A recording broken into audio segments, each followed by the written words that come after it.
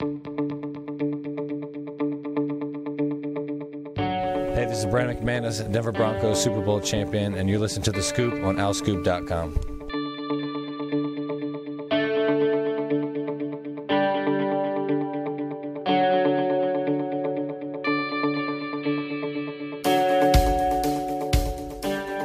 Hi, everybody. Welcome back to The Scoop. This is Season 6, Episode 14. I'm John DiCarlo, Sam Cohn, Sam Newman, Kyle Gauss, back with me again.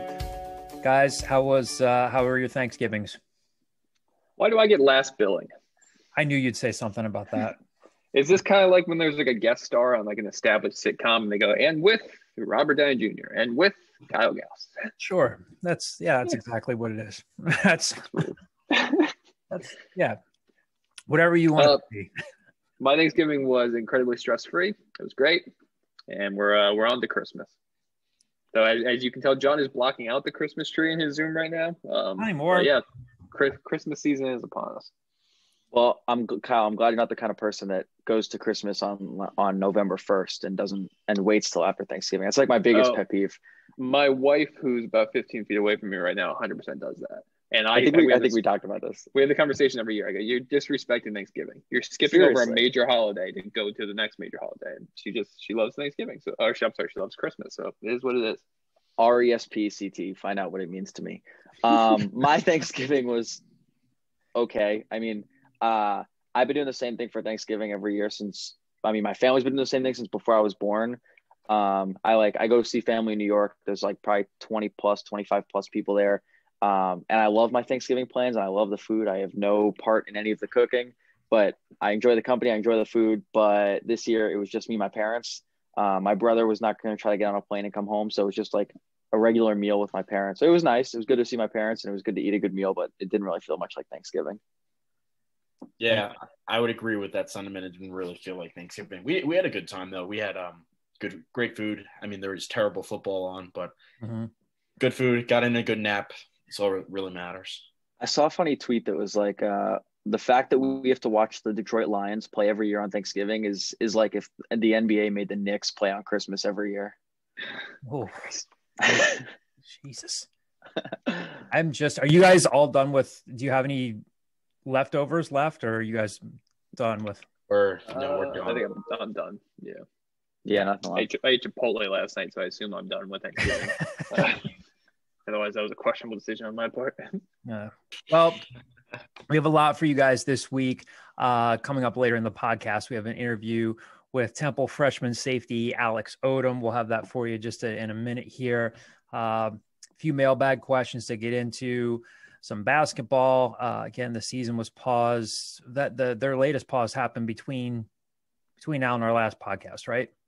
Correct. Track. So season is on pause until December 10th. Again, we have some more information for you down the line here when it comes to basketball. Talk some football recruiting as well, with that first signing day coming up on December 16th. Carolina Sam has everything you need to know right here. Obviously, things are as sick as we get of saying this. Things are kind of fluid, especially now with the state of college football, with teams in some cases signing fewer guys and taking more transfers. We'll keep our eye on that as well as Temple looks to manage its roster from this, forgettable 1-6 season that was marred by injuries, of course, COVID, the Cincinnati game being canceled. Of course, we didn't talk about that just yet, but they're trying to reshape the roster with this 2021 recruiting class. And again, potentially a couple of transfers that might be on their way in. Sam, where do things stand now? Again, we have, 2 weeks between now and December 16th, but you've talked to a lot of these guys. Can you give us a sense of where things stand right now with this recruiting class, who might be potentially some early enrollees and who you expect based on the guys you've talked to that might sign on the 16th? Yeah. So it seems like, from everybody I talked to, they're really, set on this class. They feel like that this class is going to be special. It seems like they're all really close, so they're all ready to get pen to paper. I confirmed that. So National Signing Day, the early period on the 16th, as we alluded to, I confirmed that Justin Lynch, Antonio Barber, Jalen McMurray, Jim Two, I'm going to butcher his last name. Obadegwu, Jaden Coffin, Jalen Satchel, Malik Cooper, Coleman Jeffcoat, Andrew Garwo, and Balancama Kamara all plan to sign on December 16th. That's as of now.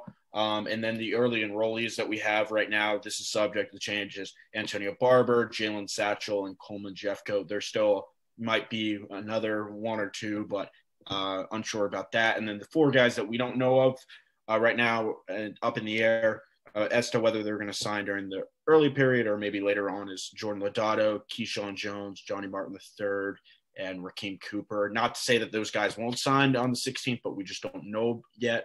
So could see a lot of guys putting pen to paper, though, on the 16th, which is good news for Temple. And then again, of course, if you live locally in Philadelphia, if you're paying attention, St. Joe's Prep won another state championship. Looks like Temple's getting a pretty good player, Malik Cooper, who scored 3 touchdowns in that game. Punt return, right? Receiving touchdown. He threw a touchdown, right? Did I get that right? It was punt return, catch, and did he throw for one? Yeah, I think he threw for one. Yeah. So did it all, as they said. Yes. So getting a good player out of St. Joe's Prep. Again, we'll keep our eye on things. The names that Sam mentioned, again, doesn't necessarily mean that Jordan Lodato, Keyshawn Jones, Johnny Martin, Rakeem Cooper won't sign. But again, with the way things are now, again, the majority of the guys typically do sign in December now, but they could elect to wait until February. So obviously we'll have more coverage for you this week, next week, keeping an eye on things as the class comes together. Again, I would keep your eye out for maybe a transfer or two as they look at how the roster plays out. Here's something we'll talk about on the podcast today is, of course, a lot of people are going to be curious as to, and we'll get into this in the mailbag as well. Who's staying, who's coming back, whether it's the defensive line, the offensive line, the quarterback, there's a lot of stuff up in the air. And Rod Carey made no secret about this. I asked him about it in media availability earlier this week. I said, do you have a sense of who's staying, who's going? He said, I have a sense of it. And he said, in fairness to those guys, I want to, if these guys are going to make announcements, I want to give them the opportunity to make those announcements. I don't want to kind of like take that from them. But he said, and again, I'm paraphrasing here. He said, I did tell these guys, hey, take the time you need, but you do have to let us know pretty soon. Be fair to us because we have to manage the roster here, figure out how many recruits are bringing in. So it'll be interesting to keep an eye on that. All right. Kind enough to join us on the scoop this week is Alex Odom, Temple freshman safety. Alex Odom just completed his freshman season. Alex, thanks for joining us today. I would ask you how you're doing. It's probably that answer could probably go in a million different directions considering the season that you guys had. What was it like? I guess you've had a few days to kind of reflect on it now. I would assume that being a true freshman's tough. You played right away. You had the chance to show what you could do. But what kind of a season was this like for you with everything being thrown in the mix? Being a true freshman, last game of the season's canceled. Preseason camp wasn't what you guys wanted it to be. With all this thrown into the mix, what would you tell fans and listeners what this season was like for you? It was different for everybody. It's different for everyone in the world that's going on. But Coach Carey said it best. Like everything is different to go on. Like everything that was going on was different, but once you step on the field, it's still the game of football. Just everything that led up to it, from meetings had to be in Zoom for a certain amount of time. We couldn't really have like a team bonding time. Couldn't be in all one spot at the same time. So only a certain amount of people out on the field at a certain point and during camp. But we all had positive attitudes, like very positive attitudes. People could have easily quit, had an I don't care mentality, but everyone tried their best to make sure everything was smooth as possible. But it was different for me just because it was college football. It's my first year ever playing. But everyone adjusted pretty fast. I adjusted pretty fast, but it wasn't ideal, but it was still a great experience. Hey, Alex, you mentioned the preseason camp when obviously, you guys were kind of limited for a long time. I think Carey referred to it as the longest preseason camp he's obviously ever had. What, as a true freshman, how was it trying to balance the transition to college football with also such weird circumstances where you're not really able to fully go out there and practice? I would say for me, it kind of worked out in my favor in a good way because I had a lot of time to learn the playbook, learn the coaches, learn all the players. So it really wasn't. I wouldn't say it really wasn't hard. It was just since everything was so new to me, I was just taking everything in as like, oh, this is what college football is, just as in the football aspect of things. But it was challenging in certain ways, just trying to learn the playbook and learn how to adapt to the speed and strength of everybody. But it was a lot of positives that came out of it than a normal person would think. Hey, Alex, the coaches started mentioning your name pretty early on as someone who might play right away. When did you start getting the indication that you could make, an immediate impact? And what was it that you were doing, particularly in preseason camp, to get on their radar? For me, as soon as we got there, we had lifting with Coach Ort. It really wasn't nothing football skill wise, but when we got there, I had a mentality like, if I can show I can bust my butt in the weight room and work hard doing workouts, I can get their attention early somehow. So that's really I think that's what was my thing to catch the coach's attention, was my work ethic during lifting. When we do conditioning, I was always first, trying to be first, like throughout the whole time workout. So I feel like that's really what caught the coach's attention. And then once we started doing drills and having pads on, I was showing aggression, showing I didn't quit. Got knocked down a couple of times, but got back up and still did what I had to do. So I feel like that's what caught the coach's attention. So, Alex, you got your start playing on special teams right away in the opener at Navy. Then I believe you had your first defensive snaps at Tulane. Then eventually you started those last 3 games, UCF, SMU, and then against ECU. Can you talk about that progression and what got you there to eventually starting on the opener and special teams, and then finally into a starting role? Oh, yeah, most definitely.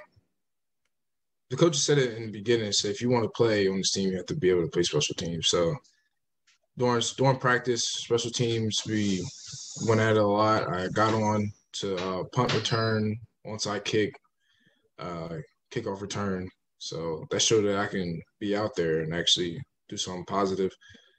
Then I got my chance in the Tulane game, and that actually worked out. Like it was literally like a dream. Second play I ever was in, I got a forced fumble, knocked the ball out. So that was something that really caught the coach's attention. And then later throughout the game, I think I had like 2 or 3 more tackles. That was really good. So, and then what was it? SMU game, came in, had a couple of good tackles. I think I had 6 or 7 tackles that game. So it really showed like it was literally like just being patient, just waiting for my turn throughout the whole thing. Just starting off on special teams, grinding it out through the end, then just waiting for when I got my chance. And when I did something positive. So. Alex, what was it like starting in a season like this? Because between the injuries, between just like what Temple lost to the NFL, I mean, I guess in a different season, if Sean Bradley, Sam Franklin, Chappelle Russell, if they had one more year, they'd be playing in front of you. Benny Wallace will be back. But between what they lost to graduation and what you guys lost to injuries, you're out there starting with all sorts of different lineups around you. We'll ask you about Amir Tyler in a second. I'm sure he's been a mentor to you, but what's it like starting in a season like this where everything is new and a lot of the personnel around you is new too? That was something, like I said, throughout camp, like just getting to know everybody, like offense, defense, it didn't matter who it was. But it was just, I was just grateful just to be out there. Like not too many people can say they started as a true freshman or even played as a true freshman, or even traveled as a true freshman. So it was just a grateful experience for me. It was very humbling, like knowing that I have a lot more improvement in me to be good and be great. Just like you talk about all the other players, Sean Bradley and all them. Like I remember watching them last year, like, man, I can't wait to be like them. Next thing you know, a year later, I'm on the same field they played on. So it was definitely a great experience. Yeah, after the UCF game, you mentioned you were a little critical of yourself. You said you left some plays on the field, you missed some tackles. But looking back now that it's been a couple of weeks since then, what do you think the team was able to do so successfully to kind of hold a pretty prolific offense? I mean, I know 38 points doesn't sound like that great performance, but really, you guys really did hold them in check, all things considered. Looking back, what were you able to kind of garner from that experience? It's just that me knowing that I was a true freshman starting, I felt like I had like a lot of weight on my shoulders, a lot of eyes on me. So I was just being hard on myself. But it's definitely guys, we all flow to the ball. So if I miss a tackle, there's definitely someone else following up to be able to make a tackle. But we had a great game plan going into that game, knowing that they had a good quarterback, good wide receiving core, good running back. So we had a great game plan. And I say we had a great overall, like the back seven DBs, we played very well to hold the offense that at that time had the most yards in the country out of all the teams. So we held them to what we could do best. So it was a very good game for us. Hey, Alex, in a given week, can you kind of give us and fans some insight into what meetings were like with your position coaches like Tyler Yelk and Jeff Knowles, your defensive coordinator? I know that you kind of alluded to them being on Zoom, but can you kind of give us a look into what that is? They used it as best as they could. Have you can share your screen. They had their little their tools. They could draw up plays and draw up formations and all that just to help us have a visual, even though we're over the computer. But they did it as best as they could, and we got a great understanding from it to the meeting into the next day at practice to come there and know how to use that meeting into actual reality and on the field. So I think they adjusted pretty well to that because it helped me a lot just to make sure that I know what's going on and help me catch up before in camp. So it was something that was very helpful for me. Yeah, and just a quick follow-up with all the injuries and with them playing so many true freshman newcomers, did they kind of scale back things scheme-wise? Because I believe it was before the UCF game that Dan Archibald kind of mentioned at one point that they kind of simplified things. So do they throw everything at you guys even in a year like this, or do they kind of like simplify things towards the end of this down the stretch? Yeah, towards the end, things became a little more simple, like our game plans and our schemes and all that. They definitely made it more simple, so it wasn't too much commotion or miscommunication during the games. But early in the season, there was definitely a lot. We definitely had like a lot of schemes and things we wanted to do. But as injuries went on, less experienced people started to get on the field, as myself. So we had to simplify things best ways possible and still have an effective game plan. So it still kind of worked out for us. You had mentioned kind of like looking back on the season a couple, but can you give us a play you were particularly proud of this season and maybe a play you're looking back like, hey, man, I really like to have that one back? Play that I'm proud of. It was definitely the Tulane game with a forced fumble. That was a way to start off like my defensive career, coming second play of the game we ever playing and then knocking the forced fumble out. So that was definitely one of my proudest plays. Play I left I'll say probably UCF game. They had they were on the 70. I think it was like a 60 or 70. They had a pass, and I was right there, and I just missed the tackle, and he ran it all the way down to like the 2-yard line. So that was definitely one of the plays that I had that I wish I could get back just to stop the momentum of that game. Alex, I wanted to ask you about the ECU game. Again, just probably maybe the weirdest and most, at least from the outside looking in, the weirdest and most difficult moments you guys have had to deal with. It almost became like a national story, starts circulating on Twitter.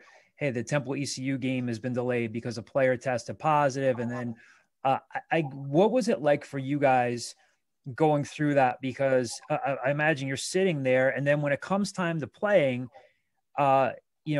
eventually Christian Braswell doesn't play, Kamir Brown doesn't play, Arnold's not playing, George Reed, Nate Wyatt, so many of these guys with Braswell, Brown, Nate Wyatt, these are guys that are playing right around you in your area of the field, guys that you have to communicate with.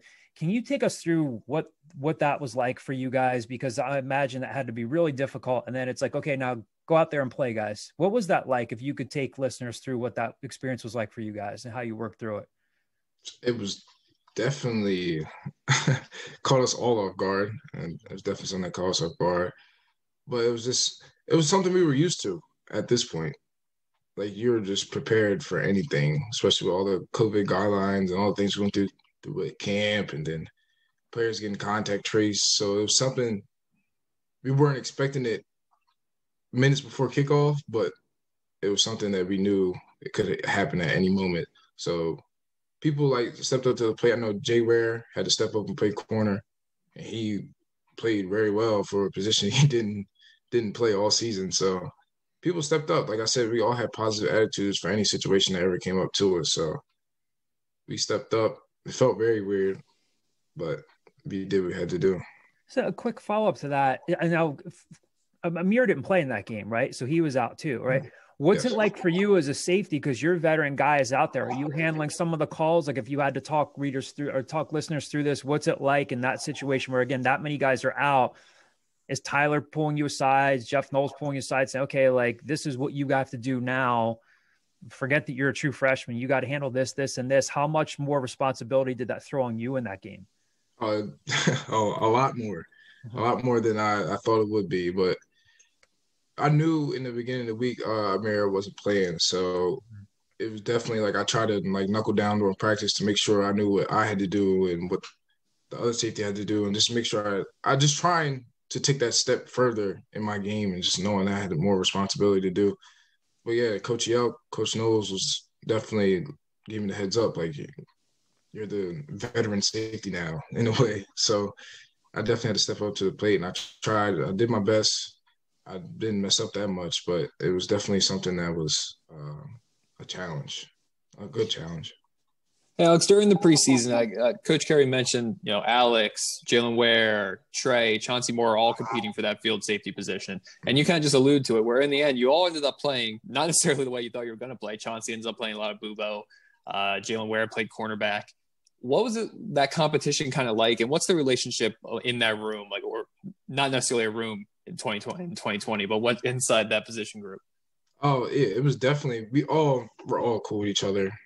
It's nothing like we all had that mentality, like we're all going to push each other and make the best man win and then work from there. So it wasn't no hard feelings with nobody. It was just, we were just working. And Coach Yelk played a big role in that just because how he coaches. Like he'll let you know straight up what it is. Like if you're messing up, he'll let you know. If you're doing good, he'll let you know.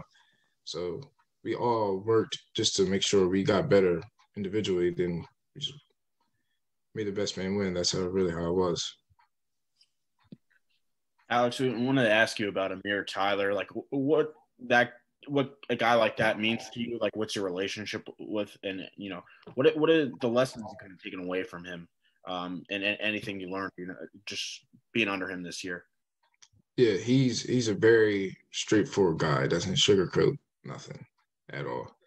He was definitely someone like I knew as soon as I got there, like that's the person I got to be around. If I want to be good in any type of way in this position, that's the guy I have to be around. He worked. He knew the playbook like the back of his hand. He knew both positions. If I ever needed a question or if he saw I messed up with something, he would come to me, let me know, like, yo, this is what you did wrong. Do this better. Or if we're going over something at practice, say, go home, watch film, watch certain things that receivers would do to like have a better understanding when you get to the game so you can play faster. So he was definitely someone I look up to a lot. And he's a great guy overall, and he's a funny dude. So we got along pretty well. Alex, you've talked to us about it before back when you first committed, but can you talk to our listeners about why you committed Temple and what your recruitment process was like? Oh, yeah, most definitely.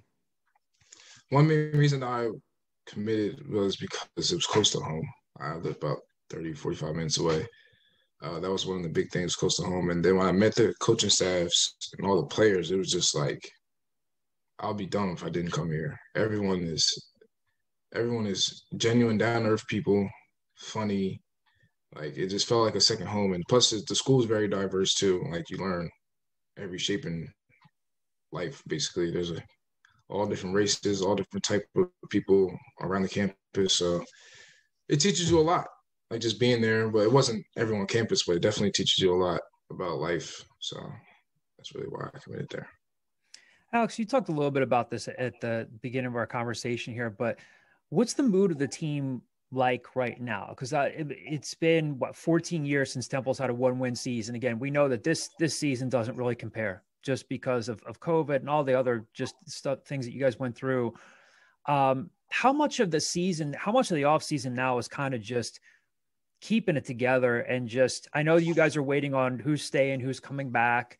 Guys can use, it's an eligibility free year for everybody, but what, if you had to describe to listeners, what's the mood of the team like right now? I know I'm sure you guys can't be happy with the one win, but again, there's so much that goes into it. What's it like in the program right now?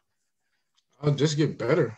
That's literally what it is. You would think people will be pointing fingers, being negative about things. Everyone just wants to get better. Everyone went home right now to see their families and all that, but once we come back, it's back to normal. We have to get better in every single way and just try to move on from this and put this in the past. But I'm pretty sure everyone has a great positive attitude. So one of the things we didn't ask you is, what was it like when you got the news that the Cincinnati game wasn't happening? Was it, were you guys ticked? Did you want to play, or was that human side of you that's like, you know what, it's just time to kind of flush this thing and move on? What went through your minds when you heard the news about the Cincy game being canceled? Me personally, I wasn't that happy about it. I was just happy that I was playing. But our team been through the gauntlet basically, so it was just like, okay, we just got to get better.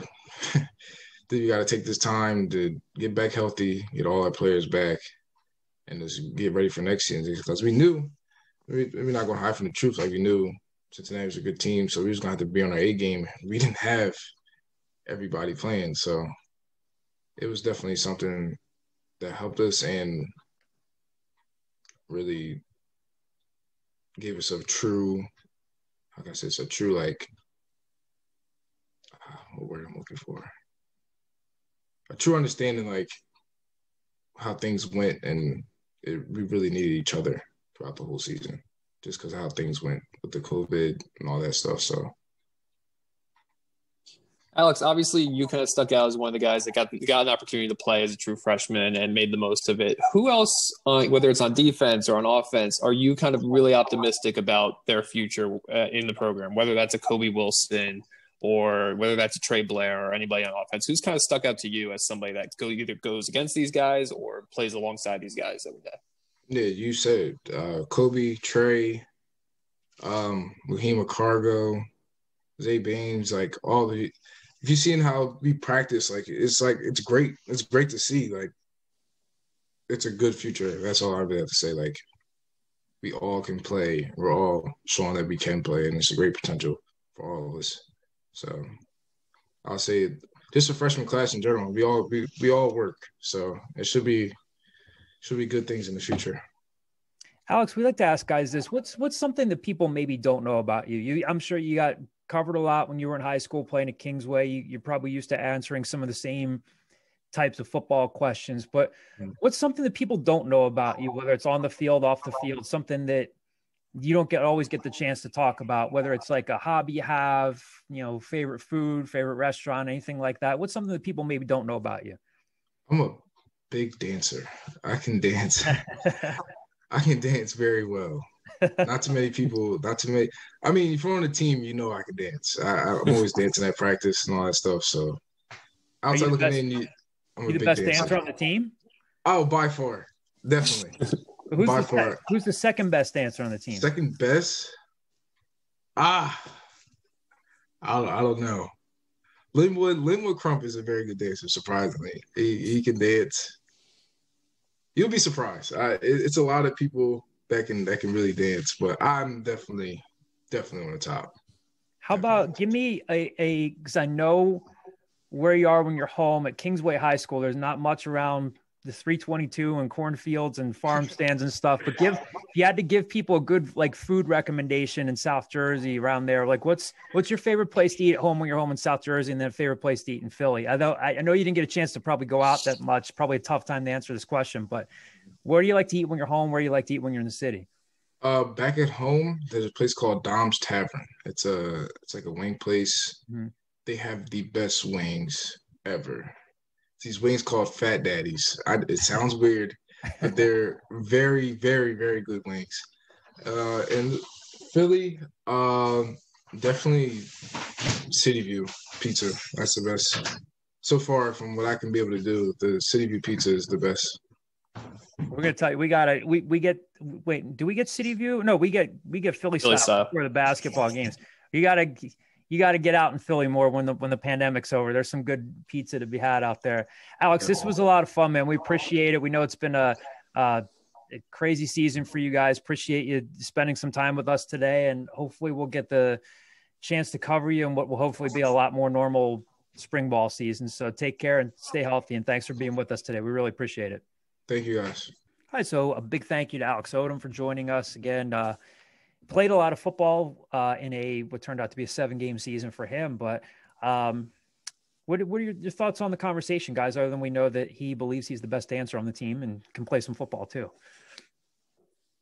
Yeah, I mean, I think he came across as a very composed, poised 18, 19-year-old. I think he's one of the guys that I think he freely admitted that there were times that he struggled and there was plays that he would like to back, but he also forced a fumble in his first collegiate game of defense. I think he's one of the guys that if you want to put on your cherry tinted glasses and take a look at this as what silver linings can you pull from the season, guys like Alex Odom are the silver linings you can pull from the season. I think he's a big part of their future. I'll be curious. He's a guy that's going to be curious next year where it's an eligibility for a year, which means guys that played this year, do you play them next year or do you redshirt them? Do you what are their roles going to end up being? Because they still have that redshirt year. So I thought it was a good interview. I think Alex Odom's a very, very nice kid. Yeah, I mean, like what Kyle said, I thought it was a great interview. Also, going to the point of just talking about recruiting, I mean, it gives you he's one of those players that gives you a glimpse at Rod Carey's first technical recruiting class. And I mean, for him to play at the level that he did as a true freshman is you have to just kind of, tip your cap at. Obviously there's missed tackles, plays that you want to have back, but he was thrown into the fire, like literally thrown into the fire in that Tulane game. And he came out on the other end making, recording a lot of tackles. So there's definitely a lot to build on with that kid. And he seems to be the future of this part of the future of this program.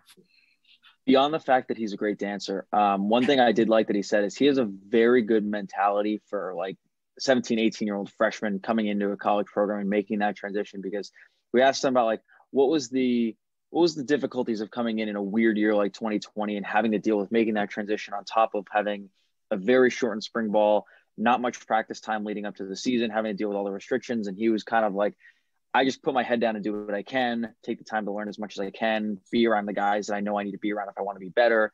And has a really good mentality. He had said one thing that I liked a lot, that he said when they were they weren't able to get on the field right away, but they were able to get in the weight room. And he's like, if I can show that I can work my butt off in the weight room, that'll lead to the next thing. And if I can work my butt off there, that'll lead to the next thing. And that's such a great mentality to have when you're, again, a freshman and making that transition to a college program to try to be somebody and make a name for yourself.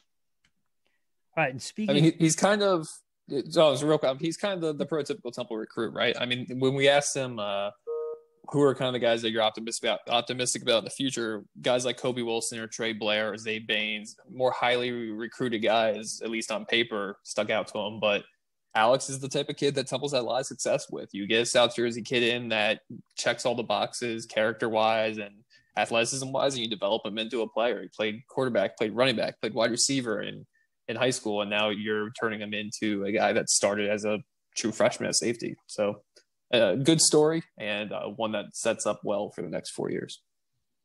And speaking of the future of the program, Temple did, kind of circling things back to recruiting again, which we talked about. Jalen Martin commits a class of 2021 3-star safety from Chamberlain High School in Tampa, Florida. Sam, what do we know about him so far? Well, I'm going to speak to him later tonight, so make sure that you check out our front page whenever we get this posted. But he's a guy who was previously committed to Oregon State, had offers from UCF, USF, Washington State, Iowa State, and Kansas. So, I mean, if you're one of the fans who likes to look at offers, this is a good get for Temple. He's a guy that they can put in that secondary and obviously replace in their class a player that they lost today, and Malachi Lowry, the 2-star safety from Auburndale High School in Auburndale, Florida. He joins Christian Abraham and Nick Mitchell as the third decommit from this class, which is expected, in the age of COVID. But from all things that we've heard, it's a guy like Jalen Martin's a real good get from Temple.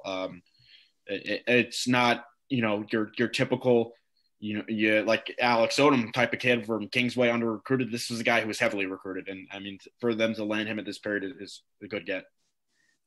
Just another, I don't want to say a minor note, but roster when it comes to roster movement, with more roster attrition on the way, I'm sure, which happens with every year. Will Mobley has entered the transfer portal as a grad transfer. So he had made, again, 99 of 105 extra point attempts, 26 of 35 field goals. Did finish his Temple career 10th all time on the scoring list with 177 career points. Will, obviously, the thing with Will was leg strength. So, we'll see what happens there. Again, Rory Bell eventually came in and won the starting kicking job, struggled a little bit in terms of keeping some of his kickoffs inbounds. Wouldn't be totally surprised, again, if Temple looks at the transfer portal to try to maybe bring in a kicker to compete with them, to compete with Rory Bell. So there could be a kicking competition there. We'll have to see. But, and again, in any normal, whatever the hell normal is anymore, I think, you'd see some roster attrition. You're always going to see that from year to year. I think you'll see, again, I think it's just the way college football is now, as we talked about earlier. I think you're just going to see more transfers. Everybody's taking advantage of it. So, with Will Mobley going on, could see maybe another kicker coming in to compete with Rory Bell. Back to the world of college basketball. Temple still has yet to play a game this season after another positive test forced them to pause their season again. So it looks like there will be no Big Five basketball this year for the Owls. The season's on pause until at least December 10th. What looks like it could be back on the schedule is we're told that it could be likely that Temple will end up playing NJIT on December 19th. That's not confirmed yet. It's looking likely, according to a source I talked to yet. For all I know, by the time this podcast drops, maybe it will be official. Other than that, they're going to be playing their conference opener against a very good Houston team. So, I guess if you're a Temple, you're hoping that you at least get one tune-up game, one game before you play a very good Houston team. Caleb Battle, I guess we hadn't talked the last time we recorded. Caleb Battle hadn't had his waiver approved. And I guess, you get maybe Caleb Battle and Brendan Barry for that if they end up playing NJIT. Real quick, before we get over the mailbag, what do you guys expect to see if they do play that NJIT game on December 19th? We've talked about all the newness and all this stuff. What do we, and there's a mailbag question about it too later on, but, who's going to be the leading scorer, but what can you reasonably expect if that season opener is December 19th against NJIT? Any sort of gut feelings on what you might see from these guys? I mean, I'm not going to sit here and blow smoke and tell you that I've been analyzing NJIT's roster. NJIT's, when I think of that, I remember in like the mid 2000s, they went like 0-32 one year. So that's kind of what I think of when I think of NJIT. But you would think just where they are as programs and the type of kids that they're recruiting, that should be a game that Temple wins regardless of the circumstances coming into it. I think assuming that they end up playing NJIT, which has not been official yet as of 5:37 on December 2nd. If that ends up being the case, that's a smart move, because I think Houston is one of, if not the best team in the conference. And if you all of a sudden had to go and play them a week later without any warm up before that would be painful. So it'll be interesting to see how Brendan Barry kind of acclimates to the offense and the system with minimal practice time before that. Yeah, I was going to say the same thing. I mean, Houston is one of the best teams both in the conference, and I believe they're still ranked in the country. They just beat Texas Tech the night by like 10 or 11. So Houston is a very good team. If you can get that NJIT game under your belt, that's at least something. I mean, the biggest thing you're going to get with this team is first game jitters, just because they have a lot of freshmen, a lot of underclassmen, and a lot of guys transferring in that haven't played in a Temple uniform under Aaron McKee or in this program at all. Kyle found that great stat about the backcourt returning 18 minutes of gameplay, and all the front Damian court, Dunn. it was like 3,000. All Damian Dunn. So you have an entirely new backcourt, and a lot of your team is brand new to the program. So to get an NJIT game, no matter what it looks like, the first game is going to be pretty sloppy out of the gate. Is my assumption. They're going to turn the ball over. They're going to make mistakes, but I think you could reasonably expect an Aaron McKee led team is going to come out with a fire lit under their behinds. I think they're going to come out with the chip on their shoulder. I think they're going to want to play hard. I think these kids are, more so than anything, I think they're excited to play basketball because of the weight they've had to go through. But to go into Houston, your first game would be, as Kyle said, pretty ugly. So to get that NJIT game under your belt, just to get that first game out of the way, just to kind of cleanse yourself of the first game of the season, I think would be huge for them. And then Houston is what it is, and you get into conference play.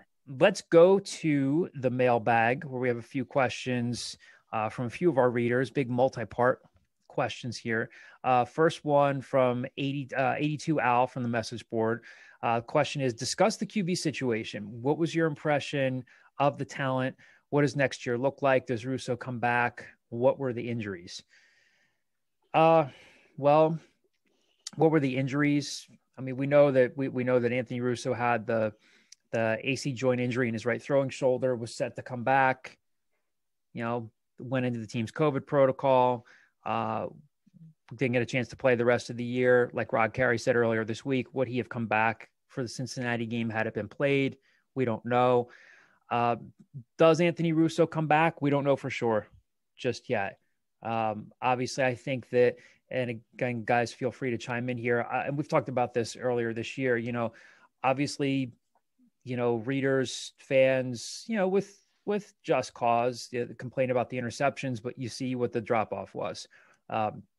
You see what the drop-off is between Anthony Russo and Trad Betty. And in fairness to these guys, they haven't played as much college football. The drop-off between Russo and Trad Betty and Real Mitchell. We never got to see Matt Duncan. Rod Carey did say, in case you guys missed it, Matt Duncan has been reinstated, so he's no longer suspended, barring anything unforeseen. He'll be back next year. Might be a part of the quarterback picture if Russo doesn't come back. But I don't know. What was your impression of the talent, guys? What did you think of what you saw now that things are all said and done between Real Mitchell? We didn't see Duncan. What do you make of this?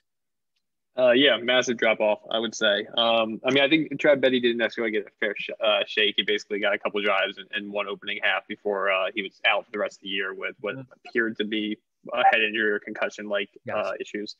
I think regardless of whether or not Anthony Russo comes back, which it does seem like it's legitimately a coin flip at this point, I think you have to bring talent into this program at that point. I think you're going to see the staff either look for JUCO or look for transfer quarterbacks because there was a pretty big drop-off. There were still plenty of weapons on offense. The offensive line was all still there. Wide receivers were all still there. And they just were not able to produce. Next question here comes from 215 Temple Tough. This is a 4-part question. I know access was very limited to players this year, but did you get any type of sense of the players' mood surrounding the program? Do you guys still seem to be on board with the coaching staff? Fair question in terms of we don't, we're not there after games. Sometimes you can, every once in a while in the past, you can see, if guys are having a heated conversation coming out of the locker room or something like that. We didn't see any of that this year. I mean, again, guys, chime in on this as well. I mean, I have breaking news. Breaking news. What is that? Temple has added the commitment of UConn transfer cornerback Keyshawn Paul, who just announced on Twitter. We kind of heard this might be in the works a little bit, hearing from people. And this is a guy that obviously they didn't play at all this year. UConn just sat out the 2020 season, which in hindsight might not have been the worst decision in the world. But yeah, Keyshawn Paul started all 12 games at cornerback in 2019 for the Huskies and is now on his way to Temple. Sam, I think you actually had something on him statistically earlier, right? Yeah, let me pull that up real quick.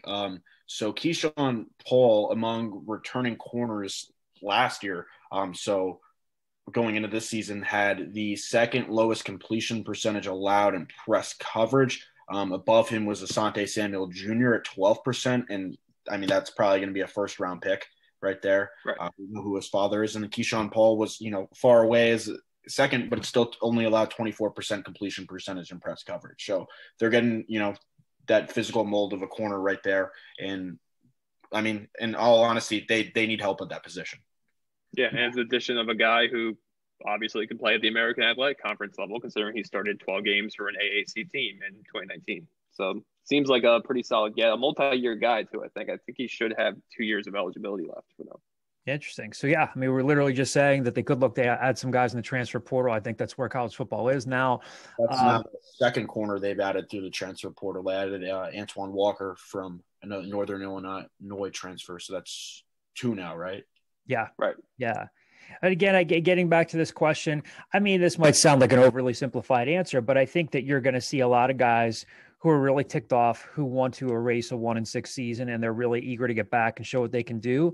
And guys that don't is it likely that Brandon Mack is going to go on to the NFL? Probably. Anybody who doesn't come back, they either want to leave as a transfer or there's going to be another circumstance there. But I think that a lot of guys are still bought in on the program. I'm sure nobody's happy with a 1-6 season. I'm sure nobody's happy with how things went down with having the injuries they had, having as many guys going to the COVID protocol late in the season. But I would think that the majority of the guys are still on board with the coaching staff. I don't think there are any widespread issues there. Second question here. Do you think Rod Carey will take a hard look at his coaching staff this offseason and make tough decisions on coaches who've been with him for a while and make changes? I don't think so. I think we've kind of talked about this before. I'm curious to hear what you guys think. I think Rod Carey would be hard pressed. I understand every single offensive coordinator that has come through over the past 10 years gets scrutinized, from Matt Rule to Scott Loeffler to George DeLeon, all these guys. It's a thing to do. I get that. But I do think, whether fans like this or not, I'd be hard pressed to think that Rod Carey would go to Mike Yuremovich and say, "Hey, Mike, I'm not liking what I'm seeing. I got to move on from you." Again, it's not to say that the offense can't improve, that the play calling can't improve, but I just think Rod would be in a really tough position to do it after this year, where things are so unconventional, where Mike Yuremovich is playing Kamal Gray in what turned out to be the last game of the season. I don't see any changes that Rod forces. Are they always going to have to fight to keep some guys potentially? But I don't think he's going to be in the mood to make too many changes here. But again, I'd be curious to hear what you guys think of this. Yeah, I would just, this is something we've talked about on previous podcasts, and John, I think you summed it up well, that this year of all years is not really a fair year to judge coaching or to judge the position teams have been put in. So I think to say that you want to have a mix up in the coaching staff, to say there should be a change in the coaching staff after a season like this is a bit unfair and a bit of a stretch. Question. Oh, Kyle, do you want to chime in on this? No. Don't. Question number 3 from 215 Temple Top. Russo seemed unhappy with not being fully cleared to play at the end of the year. Will this have any effect on him wanting to return for a 2021 season? Only Anthony Russo knows the answer to that. Was he not happy with not coming back? Look, I'm sure that, in his situation, I'm sure he was incredibly frustrated. We haven't had the chance to talk to him about this, but he misses a couple games with again, the AC joint injury in his right throwing shoulder. From what I could tell, he was probably set to come back against UCF, goes into COVID protocol. I'm sure he's upset. I'm sure he's ticked. And it's a tough thing that these guys had to go through. Will that affect him coming back for the 2021 season? Again, we'll see. He hasn't announced anything. The program hasn't announced anything. I think that Anthony would know what he has coming back. I think that he would have the chance to galvanize a couple of things if he comes back. I think anyone on offense who's maybe on the fence would probably be more inclined to come back. If Russo comes back, we'll see. If he doesn't come back, then it's looking at Matt Duncan, looking at Trad Betty. I think that the staff still likes Mario Valenti. We'll see. It's not a name that most people think of. They love Justin Lynch, but he's young. In a perfect world, you want to redshirt him. I think he would still be 17 by the time he's going to be 17. I was still wearing hemp belts when I was 17. You're still wearing what? Hemp belts when I was 17. I can't imagine being a starting Division I quarterback when I was 17. Question number 4, any names to throw out that you might be hearing for the AD search, or if there have been any updated timelines on when they want to hire to be made by? A lot of stuff getting thrown around on that. Nothing official. One of our readers posted something on our message board with some unconfirmed information out there saying that the Temple could be waiting until they hire their new president. We don't know for sure. We've mentioned some names before. I think that when they do get around to hiring somebody, I think they'll get some, I think you'll see some names, Ryan Bamford at UMass is a name that gets thrown out there, but it's almost kind of too early to speculate, because I don't think the hire is going to be happening anytime soon. Again, there's nothing official on that. The timeline is going to be interesting, but I don't think it's going to be anything that happens anytime soon. All right. So 2 last mailbag questions to get to here. One from a 2-parter from Temple J from the message board, and another one from what TU. These are both screen names from our message boards, both basketball related. From Temple J, 2-parter. Now that Caliph Battle has been cleared, has cleared NCAA purgatory, meaning his transfer waiver from Butler has been approved. What is the Temple starting five? This is an interesting one because we might have answered this question differently a couple of weeks ago. What do you guys think of this one now? Yeah, if you'd asked me 2-3 weeks ago, I would have been pretty confident that you would have seen something resembling Jeremiah Williams starting as a freshman at point guard, and then somebody like Damian Dunn, Dre Perry, and JP Mormon, I think are locks to start, and then Jake Forrester to start.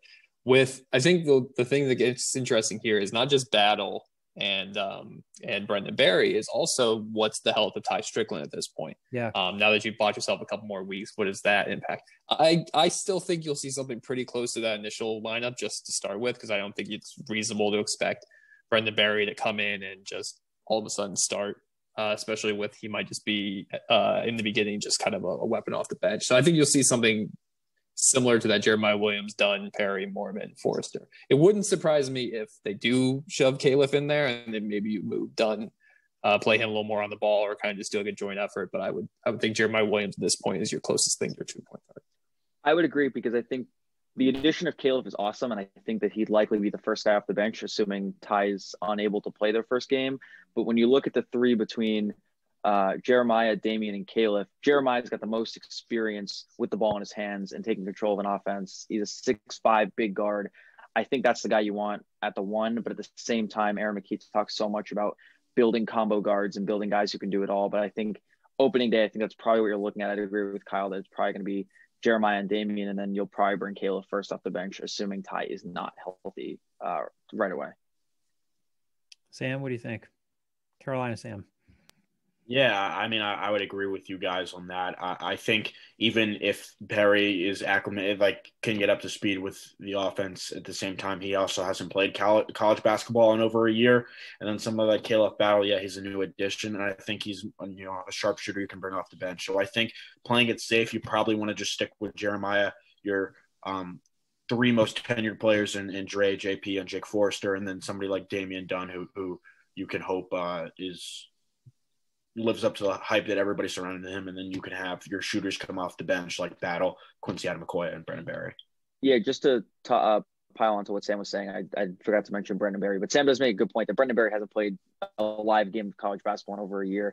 I would very much expect him, if he's kind of in the flow of things, if Aaron McKee feels like he can get him on the floor, I'd very much expect him to see the floor, whether the first game is NJIT or Houston, but I would assume it would take at least 2, maybe 3 games before he comes into a real meaningful role, just to kind of get his legs back under him, get the feel of being back into a college basketball game, getting a feel for playing basketball in the American, because it's tough to just throw him into meaningful minutes in a serious role after kind of what he's been through the last year and a half. So I very much see him playing. I very much see him as the kind of guy that could work his way into a serious role, but off the jump, game 1, 2, I don't see him finding his way into a starting or 6-man, maybe even 7-man role. Yeah, I think I as of now, I think mine would be unchanged. Jeremiah Williams at the point, Damian Dunn, JP Mormon, Dre Perry, Jake Forrester. I think the most interesting thing will be, whether or not Ty's ready, as Kyle said. Now, if Aaron McKee, the last couple of times we've had the chance to talk to him when there's been media availability, he said he's getting closer. I think Aaron, again, most coaches are, but I think Aaron's really cautious with things. The indication that we've gotten is that Ty's practiced, but he hasn't been up for a contact yet. Will these 3 extra weeks make a big difference for him? Maybe. I think that would be the one area where you'd see a change. I think if Ty's ready, I think Ty gets the start over Jeremiah Williams. We just don't know yet. But now, again, I still think they're, with everything that's been going on with such a new roster, maybe they're a 500 team at best, but having Brendan Barry come off the bench, having Caliph Battle come off the bench. I mean, Brendan Barry's a proven shooter. Caliph Battle was a proven shooter in high school, showed some flashes at Butler, but that's a big addition for them. Now the roster looks a little bit more interesting for him, but that would be my best guess of starting 5. Second part, we kind of already mentioned this or talked about a little bit. When can Barry step on the floor for Temple? I think we mentioned this a couple of weeks ago. The indication that we've gotten is that he can play once he graduates, once he completes his undergraduate coursework from Dartmouth. So now, again, with the season being pushed back, again, all things seem to be pointing in that direction that he could probably play against NJIT. I guess things have to be officially formalized there, but should be able to play this month. Yeah, I mean, Dartmouth's academic calendar ends on Thursday. I'm sorry, on Friday. So you would think that there's a chance. Yeah, the 4th was the date that I was handed. So, and when you think about it, they're get out of quarantine, the 10th? I mean, it should line up for him to be able to get on the floor in practice with them once they return. Last question to finish things out here from what TU. Sounds simple, but I think it's really interesting this year. Who do you think our leading scorer will be this season? I want to go last. I want to go second to last. I'll take this one. Well, just kind of shot in the dark. I think Dre. Do you see the look? By the way, do you see the look on Sam Cohn's face? He said, "I'll go first." Sam looks so despondent right now. He's so anxious to talk. You want to go first instead, Sam? No, I don't want to go first. I think it's a hard question, but I do have an answer. So go ahead. I'll go quick and let Sam have his long answer here. I think Dre Perry. I just think he's probably your most established shooter already. That's has experience within the program, and he saw the clip he could shoot from behind the arc before he got his injury. His season became riddled with injuries, and then maybe he could be that scorer that he was in high school. I just kind of alluded to in my preview. That's a great plug there. Check out our 5-part preview that's still on the website. We'll probably plug that again when the season gets back in the flow of things. But I think just your most experienced guy in the front court with the ball in his hands, and he said in media availability that he could be a guy that brings the ball up the court. So that's just those two things for me. I'm going to preface my answer by saying this time last year, we were sitting in John's office having a very similar discussion, and my pick for most improved player was Justin Hamilton. So take my answer with take this answer what you will. Here's what I'll say. I don't think it's going to be like a runaway leading scorer. Runaway, I use that term lightly, like we saw this past year with Quentin Rose. If to plug again our 5-part preview, if you check out the video I put together in part 1 of our preview about looking at the new roster and the roster attrition for this season, looking at last year compared to this year, it is an entirely new team, and Temple is losing its leader in every major statistical category, that being points, assists, rebounds, 3-point shooters in terms of like shooting more than, I think it's like 65 3-pointers throughout the season. Alani Moore led the team in 3-point percentage, shooting more than that. I think he shot like around 200. So you're losing a lot of production. With that being said, I think what you're getting in this new team is a lot of young guys that don't have a lot of experience, and you're going to see a lot of guys sharing the ball and a lot more movement and what's the word I'm thinking of? You're going to see a lot more free flowing of an offense, and you're going to see a lot more spread out scoring.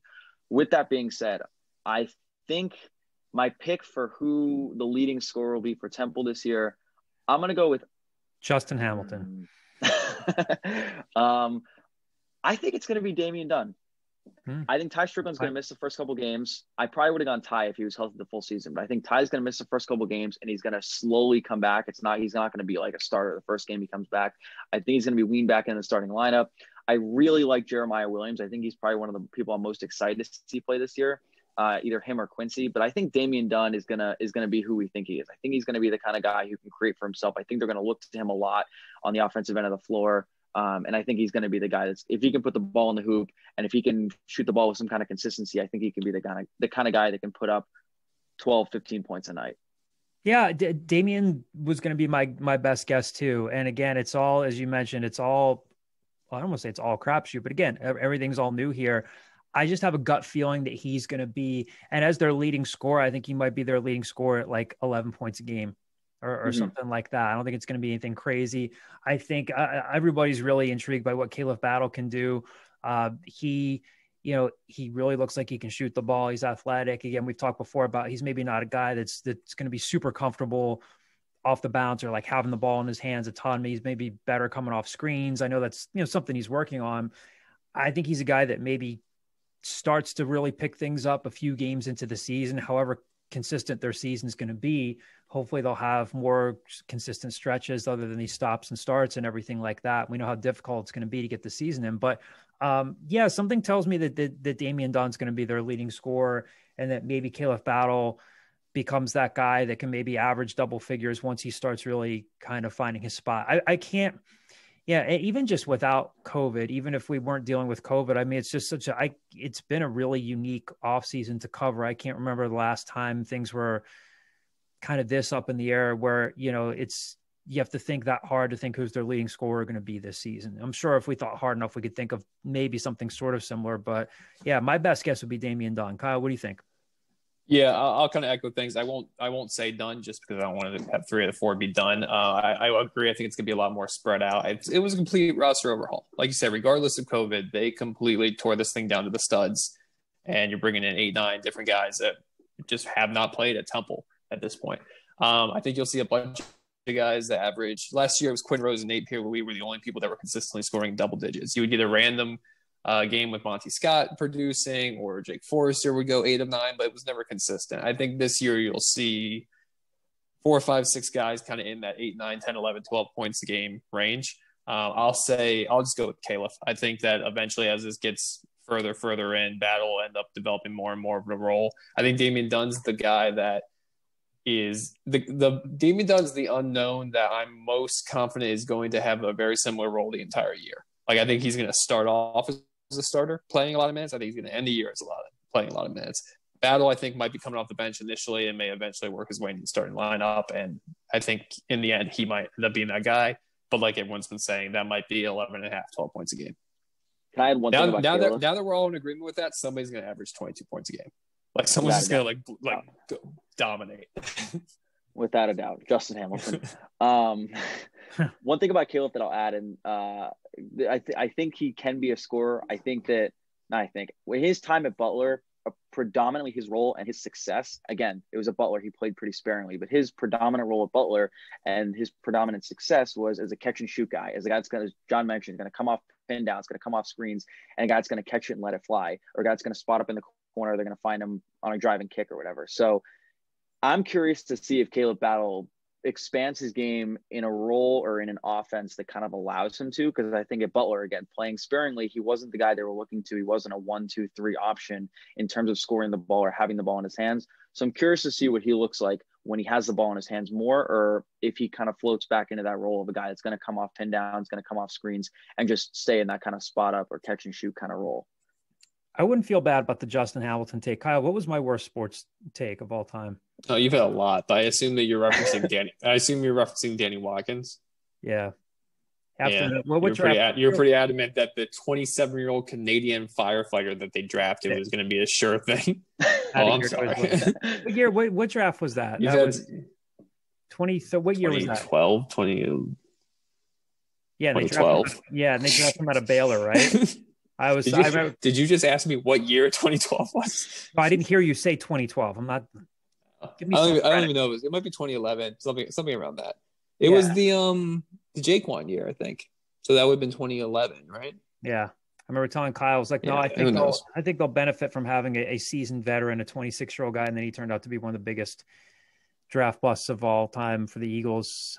We just didn't know how many more there would be. One of the biggest draft busts yet.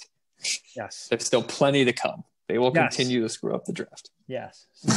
Anyway, thank you for tuning in this week. Big thank you to Alex Odom for joining us this week. Again, stay tuned to the site. We'll have a lot more coverage for you as things pop up. Latest recruiting developments as we get closer to signing day on December 16th.